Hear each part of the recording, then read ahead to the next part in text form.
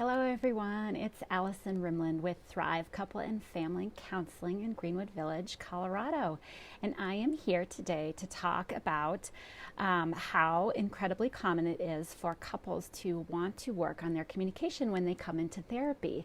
It's the number one reason that people list that they are seeking help to change in their relationship.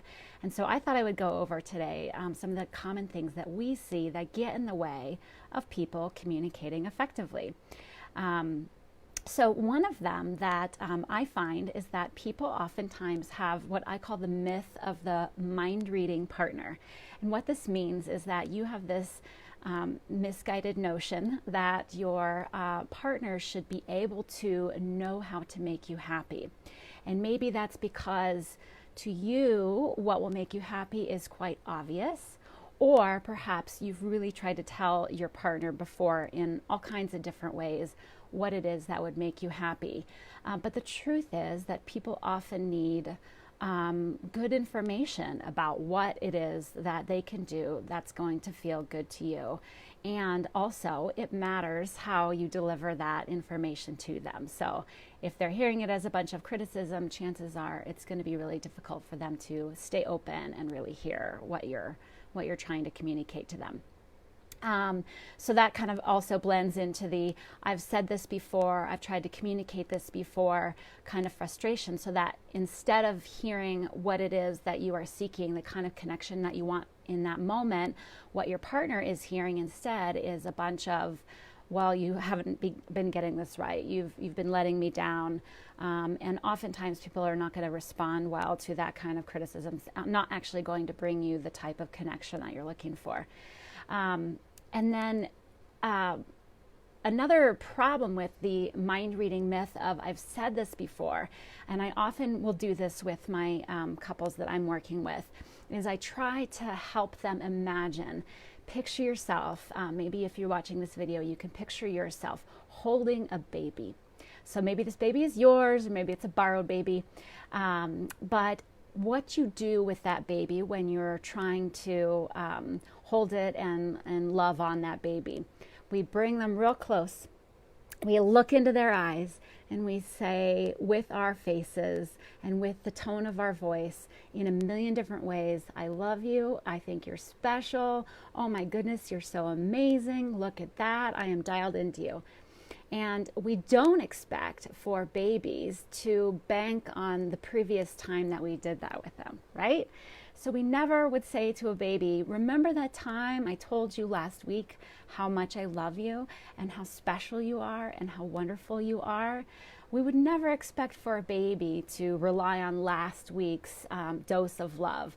And so it's kind of crazy making that we expect our partner to know that we love them, to know that they're special to us. So oftentimes in emotionally focused couples therapy, what we're doing is helping people realize when they've got some of these myths or fears that are coming online saying, well, wait, I've told my partner this before. How come they're not remembering it? Or maybe it doesn't, it means that they don't really care about me. They're not really wanting to support me. Or, gosh, I have communicated this before to them. I've told them I love them. I've explained how this kind of a moment is hard for me or frustrating for me or even painful to me. How come they don't remember that? And so we can really do a number on ourselves that eventually results in our not reaching out, either with our needs or with our affection and love and nurturing to our partner. So one of the ways that we really work with that in emotionally focused couples therapy is to help couples practice at turning to each other. And it's really amazing in the beginning when working with a couple, especially if they don't know anything about emotionally focused couples therapy, how difficult this can be, how uncomfortable it can be to actually turn to your partner. Now remember, these are people who've stated very clearly, I want to learn how to connect with my partner. But lo and behold, when we ask them to turn to share something either difficult or something positive, we discover that it's actually quite hard.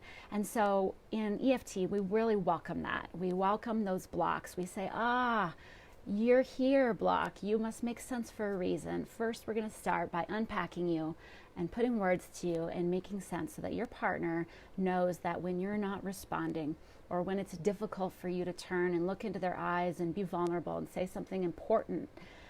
Again, whether that's something negative, a struggle that you're having, or a positive emotion, they can better understand why it's hard for you. And the truth is, it's hard for all of us. It is not easy to turn to our partners and say the most vulnerable things. So we cover ourselves up with all kinds of protections, or worse yet, we don't say anything at all. We just get irritated, or we just have distance that's opening up and growing between the two of us. So I hope these ways of understanding what's getting in the way and what you can do to overcome those is helpful to you today. I hope you can go out and practice with your important loved ones today to actually putting into words either something that is feeling difficult to you, and don't forget that delivery counts with that stuff, especially. How we say it matters, but also to be reaching out with your affectionate side, with your love for your partners, because just like babies, we never outgrow the need for our special person to turn to us and adore us and think that we're wonderful and make light in their eyes. So I hope you get some of that for yourselves today. Shoot me a question or a response if you have any. Would love to hear what you think. Okay, bye.